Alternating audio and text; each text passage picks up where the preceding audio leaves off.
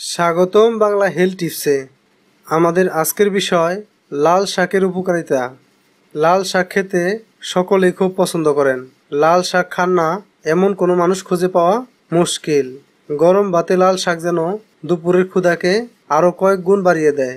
তবে চিকিৎসকদের মতে এই লাল শাক শুধুই যে স্বাদে দারুণ তা কিন্তু নয়, বরং এই লাল শাকের মধ্যে রয়েছে প্রচুর স্বাস্থ্যগুণও। চলুন জেনে নেওয়া যাক লাল শাকের নানাবিধ স্বাস্থ্য উপকারিতা সম্পর্কে। 1. লাল শাক ভিটামিন এ তে ভরপুর। লাল শাক নিয়মিত খেলে দৃষ্টিশক্তি ভালো থাকে এবং অন্ধত্ব ও রাতকানা রোগ প্রতিরোধ করা যায়। 2. শরীরে অতিরিক্ত ক্যালসিয়াম জমে গিয়ে যেসব অসুখ হয় তা প্রতিরোধ করে লাল শাক। লাল শাকে থাকা অ্যান্টিঅক্সিডেন্ট ক্যান্সার প্রতিরোধে সাহায্য করে।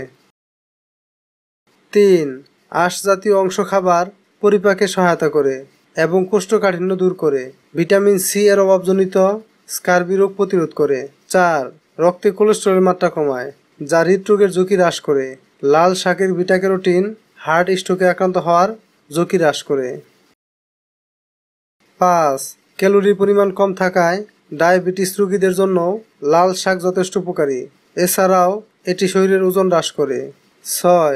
এটি মস্তিষ্ক ও হৃৎপিণ্ডকে শক্তিশালী করে এবং দন্ত ও অস্থি গঠনে অবদান রাখে।